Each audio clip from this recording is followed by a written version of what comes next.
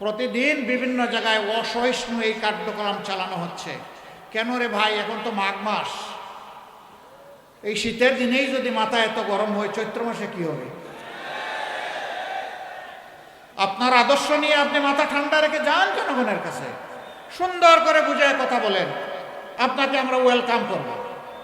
কিন্তু আপনি গায়ের জোরে সেই ফেসিবাদী কায়দায় আবার নির্বাচনকে চলে বলে কৌশলে নিজের ইচ্ছা মতো প্রভাবিত করবেন। এখনকার যুব সমাজ 24-এ চিৎকার দিয়ে ঘুমাইয়া পড়ে না। আমি আপনাদেরকে জিজ্ঞাসা করতে চাই, সেই ফেসিবাদ, সেই কালো অধ্যায় আবার বাংলাদেশে ফিরে আসুক, আপনারা কি চান? একজন সাধারণ বিবেকবান মানুষ এটা চাইতে পারে না। আমার আগে আমার ভাইয়েরা এখানে দাঁড়িয়ে বক্তব্য রেখেছেন।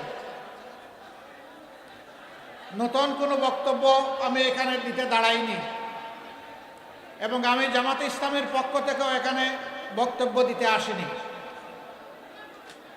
আমি এসেছি 2006 সালের 28 অক্টোবর লগিবইটার তাণ্ডব থেকে শুরু করে পিলখানায় সামরিক অফিসারদের হত্যাকাণ্ড, এরপরে জামাতে ইসলামীর শীর্ষস্থানীয় নেতৃবৃন্দকে যুদ্ধ অপরাধের মামলার নামে সহস্রাব্দের সবচেয়ে মিথ্যা এবং জঘন্য অপবাদ দিয়ে যারা খুন করেছিল, এই অন্যায়ের প্রতিবাদ করতে গিয়ে যারা আমাদের হাজারো কর্মীকে আমাদের বুক থেকে কেড়ে নিয়েছে, এবং পুরো 15.5 বৎসর জুড়ে এদেশের সকল রাজনৈতিক দল, আলিম উলামা, সাংবাদিক, বিভিন্ন শ্রেণী এবং পেশার মানুষ, শিশু থেকে বৃদ্ধ, মা থেকে বাবা, ঠান্ডা মাথায় যাদেরকে খুন করা হয়েছিল, আমরা তাদের ঘরে ঘরে যাওয়ার চেষ্টা করেছি। সর্বশেষ 24 জুলাইয়ে আমাদের যে যুব সমাজ বুক চিতিয়ে জাতির মুক্তির জন্য, আজাদির জন্য লড়াই করে জীবন দিয়ে গেছে, আহত পঙ্গু হয়েছে, আমরা তাদের ঘরে ঘরে জনে গনে যাওয়ার চেষ্টা করেছি। সেদিন যে মা, যে বাবা তার সন্তান হারিয়েছে, যে যুবতী বোনটি তার স্বামী হারিয়েছে, যে অবুঝ শিশুরা তার বাবা হারিয়েছে, আমরা তাদের চোখের কোণায় পানি দেখি নাই, আমরা রক্তের ফোঁটা দেখেছি। তাদের আপনজনকে যে খুন করেছিল, সেই খুনিদেরকে বিচারের আওতায় আনার প্রয়াস শুরু হয়েছে। জানি না সব বিচার এ জগতে সম্ভব হবে কিনা, তবে নিশ্চিত যার যার পাওনা আদালতে আখেরাতে সবাই পেয়ে যাবে ইনশাআল্লাহ। প্রিয় দেশবাসী, যখন ওই ধরনের কোনো শহীদ পরিবারের কাছে যেতাম, অবুঝ শিশুদেরকে একটু কাছে টানতাম। 4-5 বছর 6 বছরের বাচ্চারা হাতে ধরে টেনে নিয়ে যেত, একটা দেয়ালের সামনে নিয়ে দেয়ালে আঁকা তার বাবার ছবি দেখিয়ে বলতো, এটা আমার বাবার ছবি। আমার বাবা কি আর আসবে? এই অবুঝ শিশুদের এই প্রশ্ন শুনে আমরা স্তব্ধ হয়ে যেতাম। আমাদের বুকের এবং ঠোঁটের ভাষা বন্ধ হয়ে যেত। আমরা তখন চোখের ভাষায় কথা বলতাম। তখন চোখ দিয়ে আমাদেরও পানি গড়াতো ওদের চোখের পানির সাথে। আমি তাদের হয়ে আজকে এখানে দাঁড়িয়েছি। আমি দাঁড়িয়েছি ওই সমস্ত বনি আদমদের হয়ে, যাদেরকে আপনজনের বুক থেকে তুলে নিয়ে কোথায় গায়েব করা হয়েছে, কোন আয়না করে রেখা হয়েছে, তাদের আপনজনেরা জানে না। আমরা যখন বিভিন্ন জায়গায় যেতাম, এরকম কিছু মানুষ ছুটে আসতেন, বলতেন, বাবা, ভাই, আমার সন্তানটা হারিয়ে গেছে, ওরকম তুলে নিয়েছিল, কোনো খবর পেলাম না, ও কি জীবিত আছে? যদি জীবিত থাকে তাইলে কোথায় আছে আপনারা কি জানেন? আর যদি না থাকে তাইলে তার কবরটা কোথায় আমাদেরকে একটু দেখাই দিতে পারবেন? যদি জীবিত থাকে, আল্লাহ যেন আমার বুকের ধনকে আমার বুকে ফিরাই দেন। আর যদি দুনিয়া থেকে চলে যায়, অন্তত তাদের কবরটা দেখে মনে একটু শান্তি নিতে চাই। ওই কবরের মাটি ছুঁয়ে আমাদেরকে কবরটা দেখাই দিতে পারবেন? বলুন, এই সমস্ত মানুষদের কাছে আমাদের কোনো জবাব ছিল?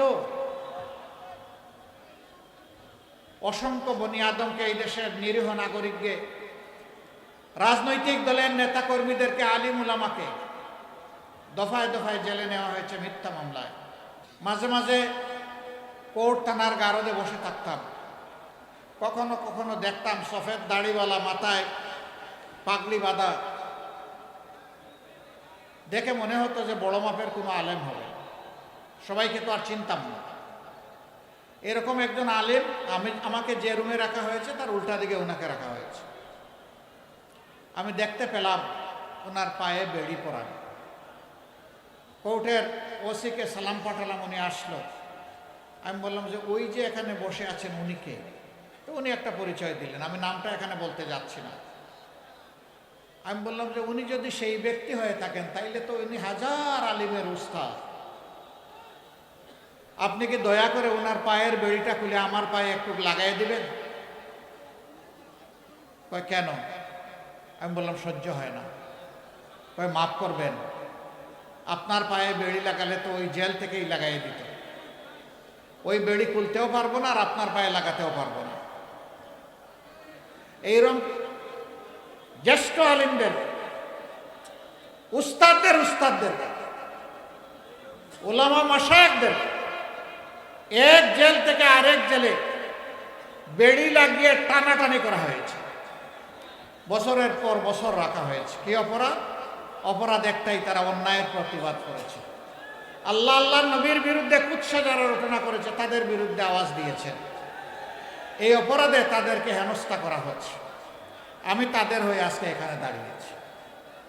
হেফাজতে ইসলামের দফায় দফায় 5ই মে থেকে শুরু করে বিভিন্ন সময় যাদেরকে হত্যা করা হয়েছে তাদের হয়েও আমি এখানে দাঁড়িয়েছি। এই সাংবাদিক বন্ধুরা আছে, তাদেরকেও খুন করা হয়েছে। তাদের কাউকে ধরে নিয়ে সীমান্তের ওপারে ফেলে দেওয়া হয়েছে। আমি সেই মানুষগুলার, মজলুমদের পক্ষে এখানে দাঁড়িয়েছি। আমি সেই 18 কোটি মজলুম মানুষের পক্ষে দাঁড়িয়েছি যারা সিন্ডিকেট করে নিত্য পণ্যের দ্রব্যকে, মূল্যকে আকাশে তুলে দিয়েছিল, মানুষের জীবনকে বিষিয়ে তুলেছিল সিন্ডিকেশন এবং চাঁদাবাজির মাধ্যমে। আমি তাদের হয়ে এখানে দাঁড়িয়েছি। আমি আপনাদেরকে জিজ্ঞাসা করতে চাই, সেই ফেসিবাদ, সেই কালো অধ্যায় আবার বাংলাদেশে ফিরে আসুক, আপনারা কি চান? একজন সাধারণ বিবেকবান মানুষ এটা চাইতে পারে না। আশ্চর্য, যেই দলটির 11 জন শীর্ষস্থানীয় নেতাকে ঠান্ডা মাথায় খুন করলো, হাজারের উপর সহকর্মীকে দুনিয়া থেকে উঠাই দিল, 250-র অধিক সহকর্মীকে আয়নাগরের সঙ্গী বানালো, গুম করলো, যাদের নেতৃবৃন্দের বাড়িঘর বুলডোজার দিয়ে ভেঙে গুড়িয়ে দিল, যাদের নিবন্ধন কেড়ে নিল, প্রতীক কেড়ে নিল, দিশাহারা হয়ে শেষ পর্যন্ত সংগঠনটাকেই নিষিদ্ধ করে দিল। সেই মজলুম সংগঠন আল্লাহ তাআলা এই জাতিকে যখন আমাদের বুকের সন্তানদের বুক চিতিয়ে যুদ্ধ করার ফসল হিসাবে আমাদেরকে মুক্তি দিলেন, আমরা সেজদায় পড়লাম, শুকরিয়া আদায় করলাম। সেই রাতেই আমরা ঘোষণা করলাম, আজ আমরা সকল কষ্ট ভুলে গেলাম, আমরা কারো উপর প্রতিশোধ নেব না। বাংলাদেশের 56,000 বর্গ মাইলে বসবাসকারী 18 কোটি মানুষ, তার সাক্ষী আমরা কারো উপর প্রতিশোধ নেই নাই। আমরা আমাদের সহকর্মীদেরকে বললাম, পুলিশ নাই, র্যাব নাই, বিজিবি নাই, আনসার নাই, এই অবস্থায় জনগণের জান, মাল এবং ইজ্জতের পাহারাদারির দায়িত্ব আমাদেরকে নিতে হবে। আমরা পাহারাদার হয়ে সমাজের জন্য ঘর থেকে বের হয়ে আমরা দাঁড়িয়ে গেলাম। টানা 15 দিন সেই বৃষ্টি ভিজা এবং রোদে শুকানো দিনে আমাদের সহকর্মীরা পাহারা দিয়েছে দেশের মানুষের জান, মাল এবং ইজ্জতের। এরপরে সরকার যখন গঠন হয়েছে, কিছু স্থিতিশীল হয়েছে, পুলিশ আস্তে আস্তে তাদের কাজকর্মে ফিরে এসেছেন, তখন আমরা তাদের সাথে এবং বিভিন্ন পক্ষ, বিভিন্ন দল ধর্মের নেতৃবৃন্দের সাথে আলাপ করে আমাদের সহকর্মীদেরকে আমরা তুলে এনেছি।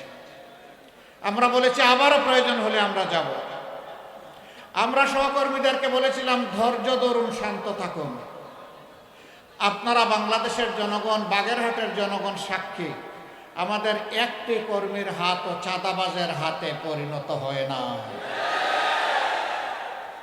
অনেক দুঃখ কষ্ট, অনেক আর্থিক ক্ষতি আমাদের হয়েছে, কিন্তু চাঁদাবাজি যেহেতু হারাম, হারামের দিকে আমাদের কর্মীদের হাত বাড়ানো হয় না। আমরা কোনো স্ট্যান্ড দখল করি নাই। আমরা মানুষকে, নিরীহ মানুষকে মামলা দিয়ে একই মামলায় শত শত আসামি করি নাই। আমরা এ নিয়ে কোনো মামলা বাণিজ্য করি নাই। আমরা কথা দিয়েছিলাম, এই জাতির সাথে কথা রেখেছি। কেন জানেন? আমরা এই দেশটাকে ভালোবাসি, আমরা এই দেশের মানুষকে বড়ই ভালোবাসি। আমরা যারে ভালোবাসবো তার তো আমরা কোনো ক্ষতি করতে পারি না। আমরা প্রতিজ্ঞাবদ্ধ, ইনশাআল্লাহ ইনশাআল্লাহ এই বাংলাদেশকে আমরা নিরাপদ, শান্তি এবং উন্নতির বাংলাদেশে পরিণত করব। বলবেন কিভাবে করব? করব আপনাদের ভালোবাসা এবং সহযোগিতা নিয়ে, করব আপনাদের সমর্থন এবং ভোট নিয়ে। যদি আমরা আপনাদের বিবেচনায় উপযুক্ত হই। অনেকে বলে জামাতে ইসলামের দেশ শাসনের কোনো অভিজ্ঞতা নাই, তারা কিভাবে দেশ চালাবে?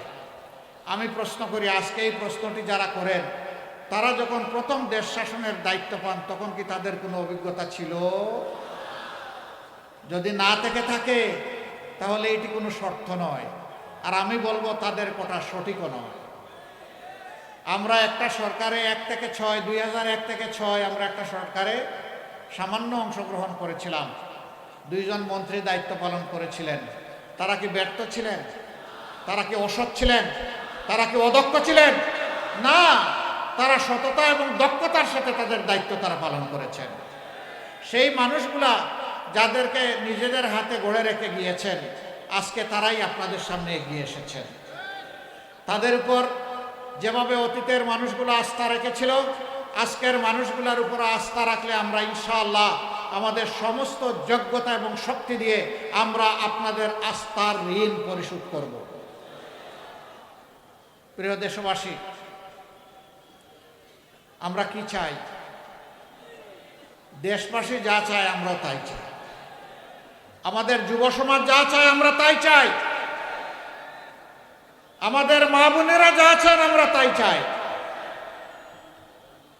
যুব সমাজ কি চায় তারা জাতিকে জানিয়ে দিয়েছে। জানিয়ে দেয় নাই? বাংলাদেশের 5টা পাবলিক বিশ্ববিদ্যালয়, যেগুলা সর্ববৃহৎ বিশ্ববিদ্যালয়, সেই বিশ্ববিদ্যালয়ে নির্বাচন হয়েছে ছাত্র সংসদের। তারা কি একটা রায় দেয় নাই?